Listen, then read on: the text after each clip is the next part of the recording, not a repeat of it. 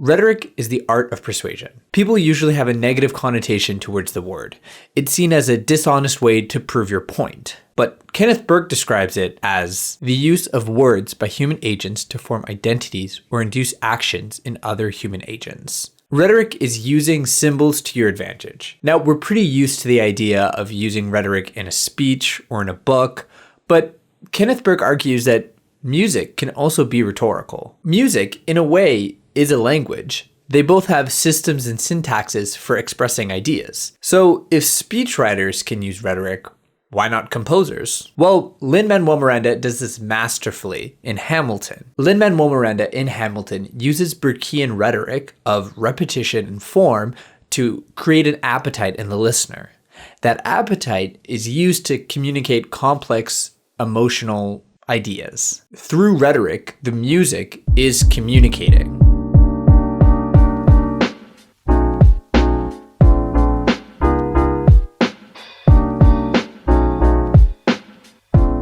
When it comes to rhetoric and art, there are two main paths that you can take: psychology of information and psychology of form. Art centered around information psychology is concerned with telling you something that you don't know. The enjoyment of this type of art comes from learning new information or experiencing suspense. Think about watching a movie.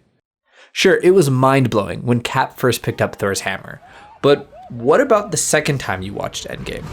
You saw it coming, and every time you watched it, it got less and less exciting. Endgame is one of those movies that you wish you could watch again for the first time because the main enjoyment comes from the suspense. But that's not the case in the psychology of form. The psychology of form is more obsessed with emotions rather than information or suspense. Burke describes form as the creation of appetite and the satisfying of that appetite. But how exactly does music create an appetite? Well, Burke explains, every dissonant chord cries out for its solution. Whether the musician resolves or refuses to resolve the dissonance in the chord which the body cries for is dealing in human appetites. Music heavily deals with the notion of tension and resolution. In musical terms, composers can build an appetite through melodies, chord progressions, or rhythms that are yet to be resolved. The endless building of tension and release is why you can listen to a song multiple times and the quality of it is not decreased. In fact, listening to a song more times might actually make it more enjoyable. Repetition doesn't decrease the enjoyment, it actually increases it. Think about the drum solo in Air Tonight. You're waiting the entire song for it, and when it hits, it's just chef's kiss. It's so satisfying. And every time you hear it, it's so good.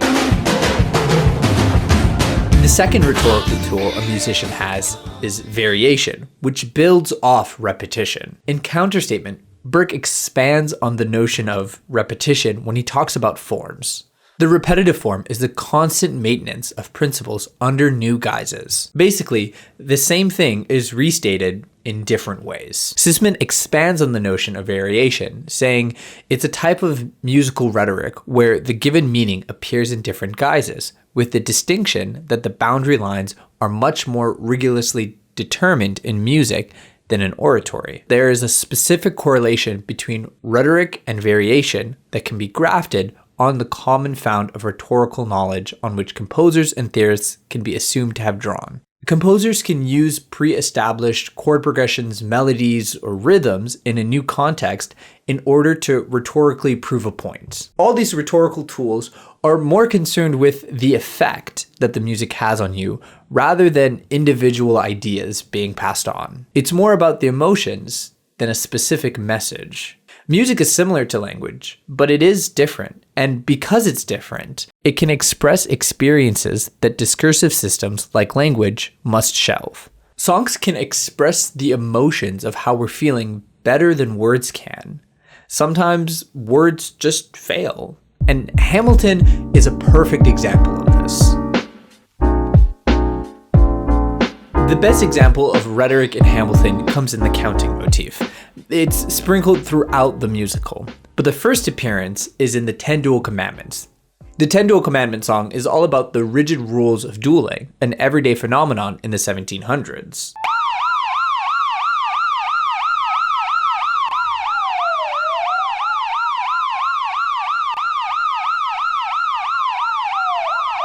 Howard Ho points out that the melody starts on an F and ascends to an A using stepwise motion, and thus setting the motif in the key of F major. As the singers continue to count upwards to 9, the melody simultaneously moves up, adding an extra voice every 2 notes until it ends in F minor. The motif starts out in a major key, but ends in a minor key. Ending on the minor key creates tension.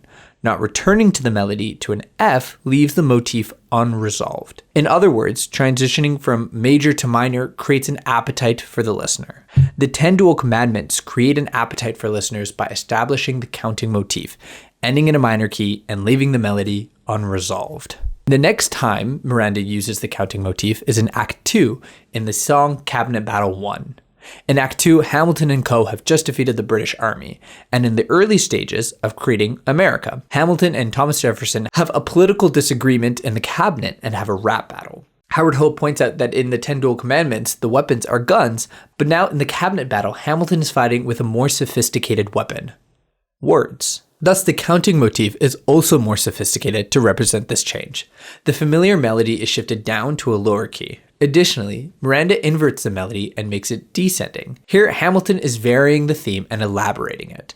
The counting motif continues to repeat, making the audience more and more familiar with it. The counting motif immediately comes back in the following song, Take a Break. Here, the counting motif is used in a completely different context. Miranda continues to vary and elaborate on the motif. The song opens with Eliza, Hamilton's wife, teaching Philip, Hamilton's son, how to count to 9 in French. Eliza sings the original counting motif, and Philip joins in canon when Eliza hits 5. Eliza then sings the descending melody, and Philip once again joins in canon. However, when Eliza sings the descending melody, she ends on an F sharp, whereas Philip rises to a D. Both Eliza and Philip go back and forth, insisting on their ending. However, neither ending resolves the melody.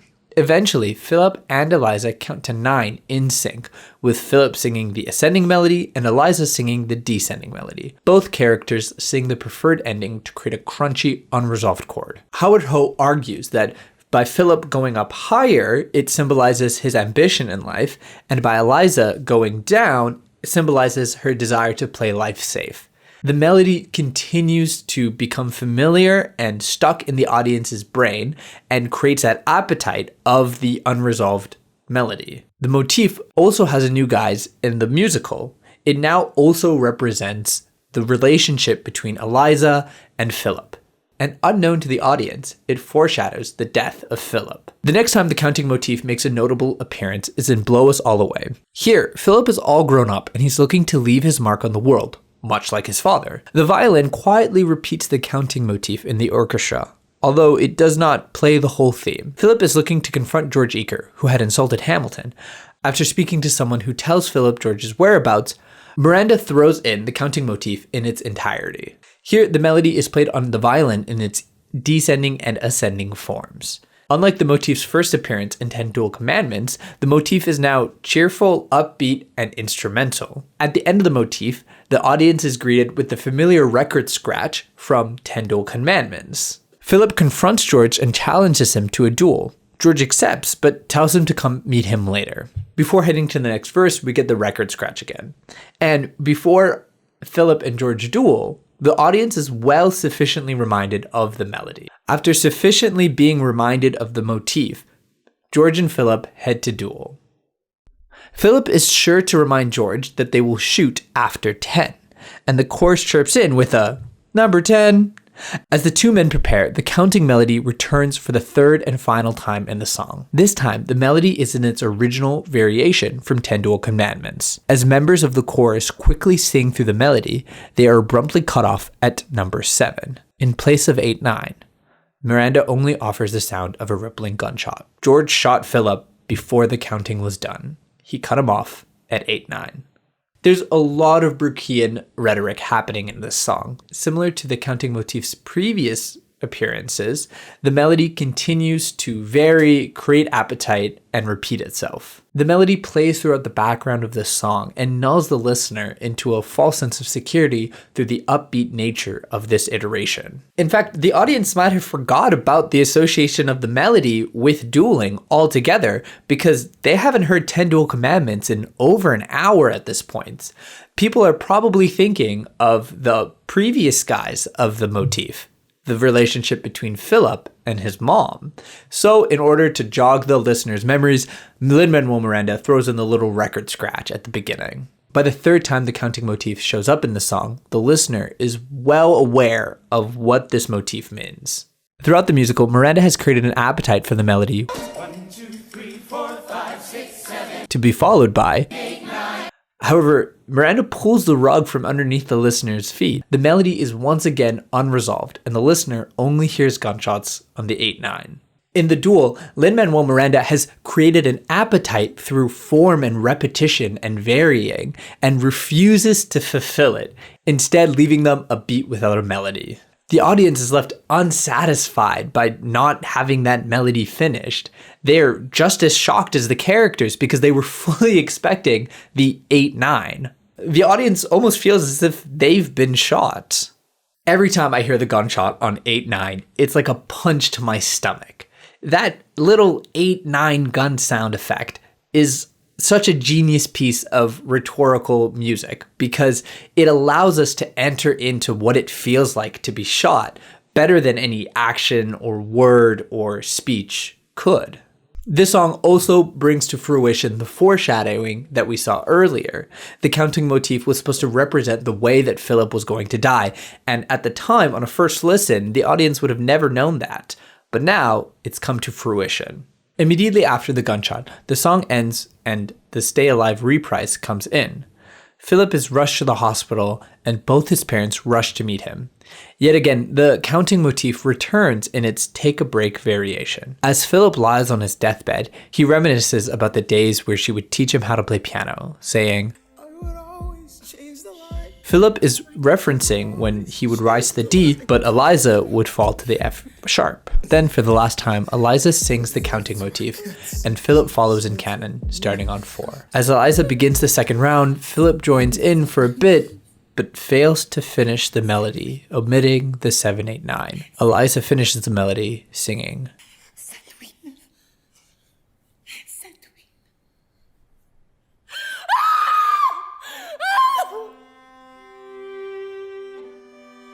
The Stay Alive reprise exploits Burkean tools of rhetoric.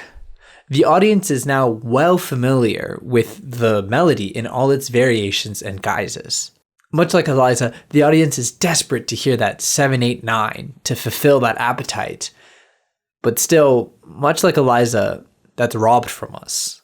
In the next song, which shows Eliza and Hamilton dealing with the death of their son, the chorus sings, The song is all about dealing with the pain that comes from loss.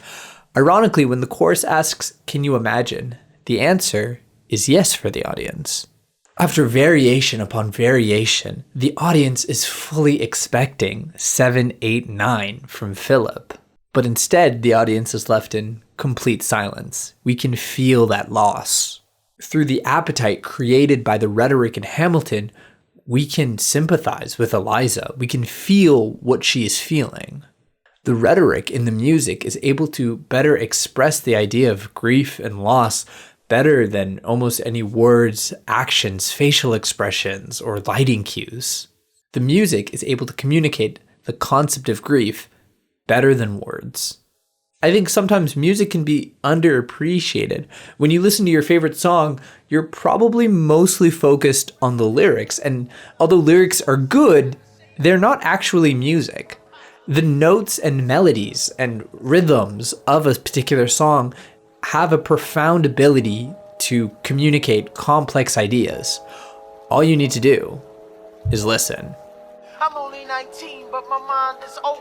Gotta be my own man, like my father, but bolder. I shoulder his legacy with pride. I used to hear him say that someday I would blow us all away. Ladies, I'm looking for Mr. George Eaker. Made a speech last week, our 4th of July speaker.